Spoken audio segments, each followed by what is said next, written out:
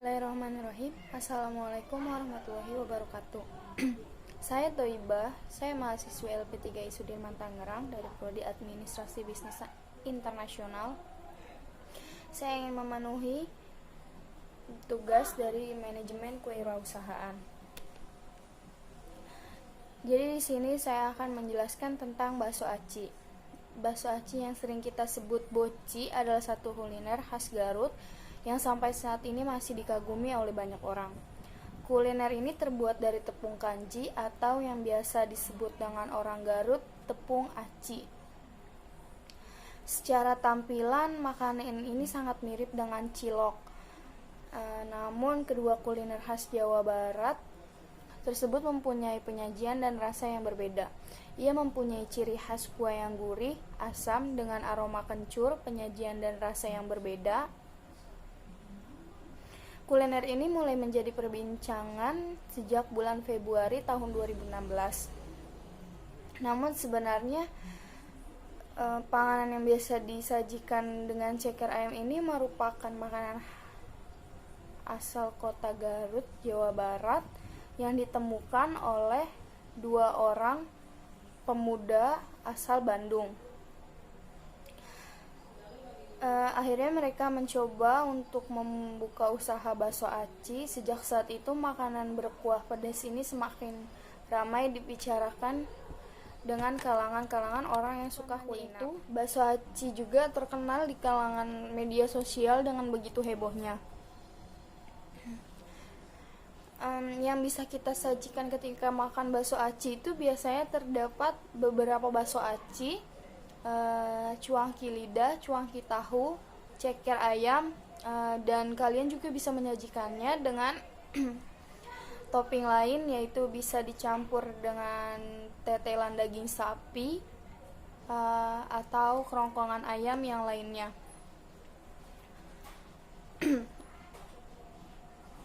Untuk kuahnya sendiri itu bumbunya sudah bisa diracik dengan bahan-bahan yang udah tersedia di pasar tradisional. Komposisi antara kuahnya yaitu air, garam, bumbu-bumbu dan rempah, kaldu, dan daun jeruk. Itu bisa menghasilkan kuah yang hangat dan segar saat disajikan. Dan itu juga sangat pas di lidah dan tenggorokan. Kuah rasanya hampir mirip dengan kuah seblak, tapi gurihnya bakso aci berbeda dengan kuah seblak. Karena dari bakso aci itu sendiri ada campuran kuah bumbu kencur dan jeruk limau yang diperas. Dan dari bahan itu semua, bakso aci sendiri memiliki rasa yang benar-benar terbuat dari rempah-rempah dan memiliki cita rasa benar-benar Indonesia banget. Dan sebagai manusia lemah yang tidak bisa menolak makanan lezat dan keindahan alam, untuk saya sendiri tidak akan menolak jika ditawarkan bakso aci tersebut, karena memang benar-benar rasanya berbeda dengan yang lain. Terus juga menurut saya bakso aci itu memiliki cita rasa sendiri dan membuat lidah dan tenggorokan yang pastinya oke banget gitu. Jadi mungkin cukup itu aja yang akan saya sampaikan. Di video selanjutnya saya akan menayangkan di video berikutnya saya akan menayangkan pembuatan bakso aci, lalu saya akan menayangkan video obrolan saya dengan pelayan bakso aci. Dan mungkin itu aja yang akan saya sampaikan. Terima kasih dan selamat menyaksikan. Jadi di video selanjutnya saya akan menayangkan video bagaimana cara membuat bakso aci dan Saya akan menayangkan obrolan singkat saya dengan pelayan bakso aci. Jadi terima kasih.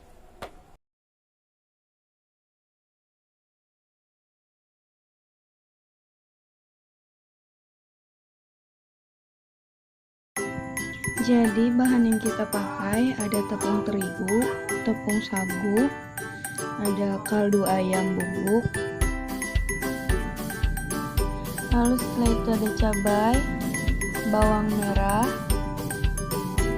bawang putih, jeruk limau, dan daun bawang. Setelah itu kita saring tepung terigu hingga benar-benar tidak menggumpal, lalu tepung sagu sama seperti tepung terigu ditaring agar tidak menggumpal saat diaduk. Setelah dihaluskan, lalu campurkan tepung terigu dengan tepung sagu yang sudah disaring. Lalu campurkan kaldu ayam bubuk yang tadi sudah disediakan dan campurkan garam. Lalu haluskan bawang putih yang sudah disediakan. Setelah itu campurkan ke dalam tepung terigu dan tepung sagu. Setelah itu campurkan merica bubuk. Setelah dicampurkan merica bubuk, aduk semua bahan yang tadi sudah dicampurkan dan taruhkan 1 butir telur. Lalu campurkan air. Haluskan daun bawang yang tadi sudah disediakan sampai benar-benar halus. Setelah itu campurkan daun bawang ke adonan. Lalu setelah dicampurkan, aduk dengan adonan sampai benar-benar kalis agar tidak menggumpal. Setelah itu buat adonan seperti bakso menjadi bulat-bulat. Dibulatkan sesuai dengan keinginan masing-masing. Setelah sudah dibulatkan, masukkan ke air yang sudah dididihkan. Diamkan sampai benar-benar matang. Lalu setelah matang, diangkat dan dipisahkan. Untuk membuat mie kering, kita campurkan 2 siung bawang merah, 2 siung bawang putih. Lalu campurkan cabai sesuai keinginan masing-masing. Setelah semua bahan untuk bumbu kering dicampurkan, maka bisa langsung dihaluskan dengan cara di blender atau diulek.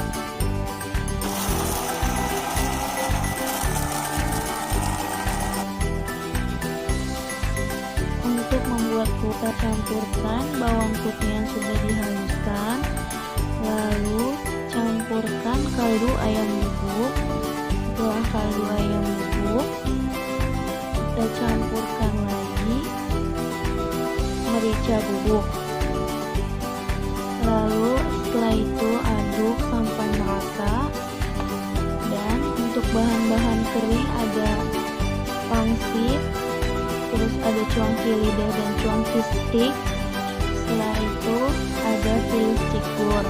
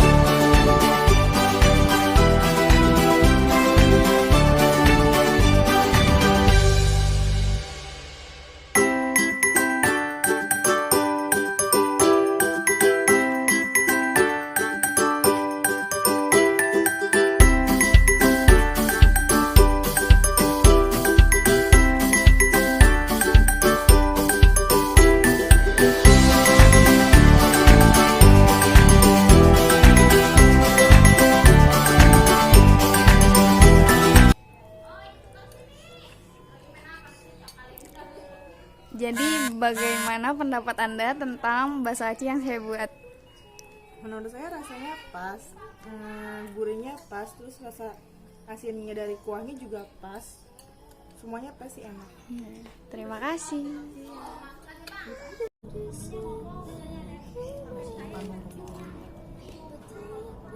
Jadi bagaimana pendapat Anda tentang bakso aci yang saya buat? Kalau menurut saya ini bakso acinya udah pas, dari teksturnya juga udah lembut, pokoknya pas deh. Apalagi kuahnya itu berasa banget, mantap. Oke, terima kasih.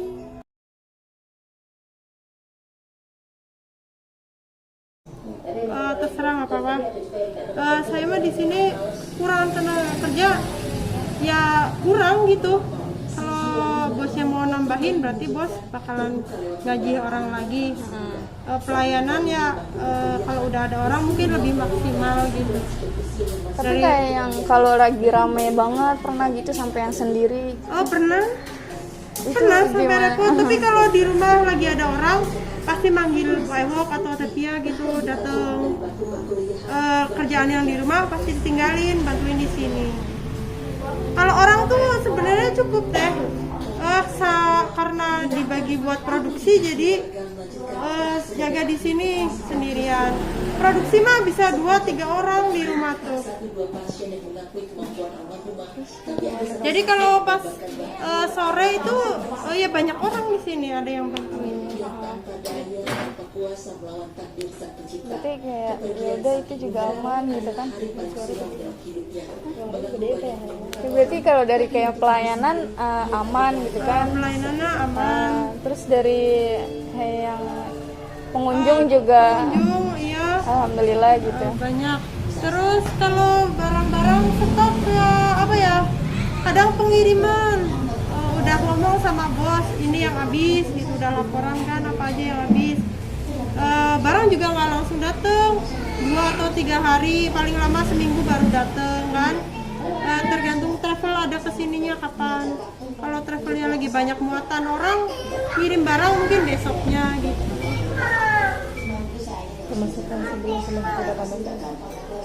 Itu kalau pemasukannya sesudah pandemi sebelum pandemi beda atau? Justru abis lebaran itu meningkat. Kemarin aja nih awal-awal bulan Apit ya istilahnya, itu agak sepi. Kemarin tuh abis penyebaran itu apa surat itu peringatan itu agak sepi. Sekarang sih udah mulai stabil lagi. Lembar ikan sih. Cukup mengenai. Teteh bisa simpulin. Iya. Terima kasih Teh. Ya, sama-sama.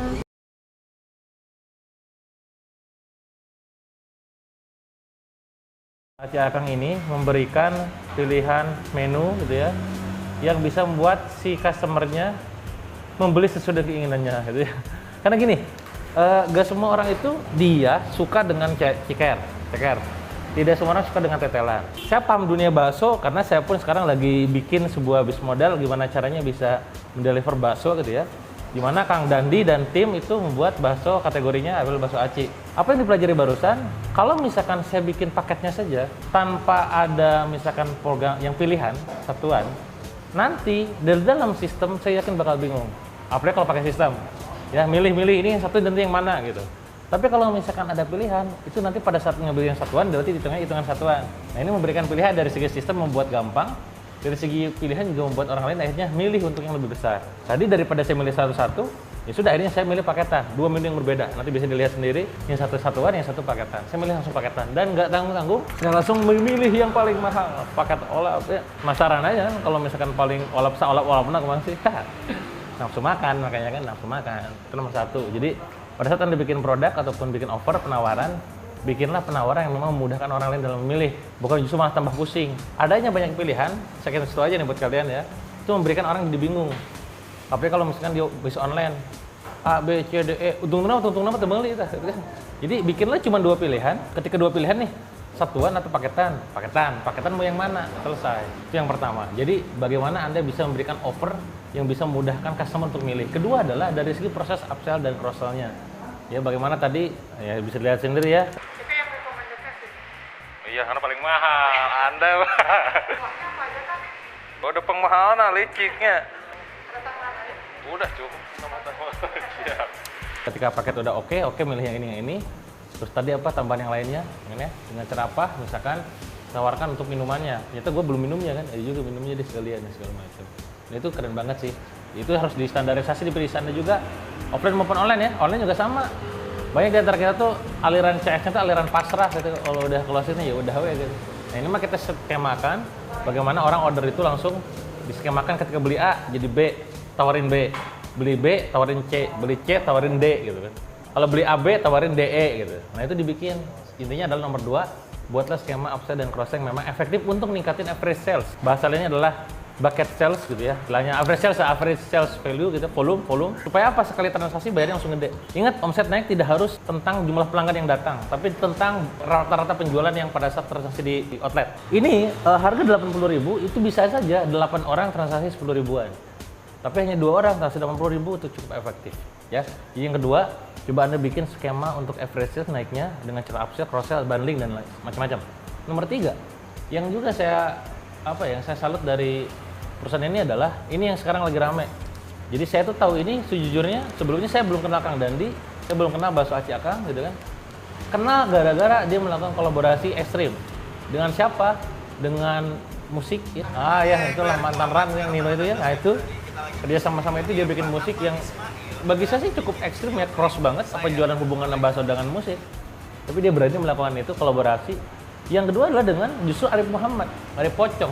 Arif Pocong itu ex-Pocong, dari dulunya yang ramai di Twitter Pocong gitu.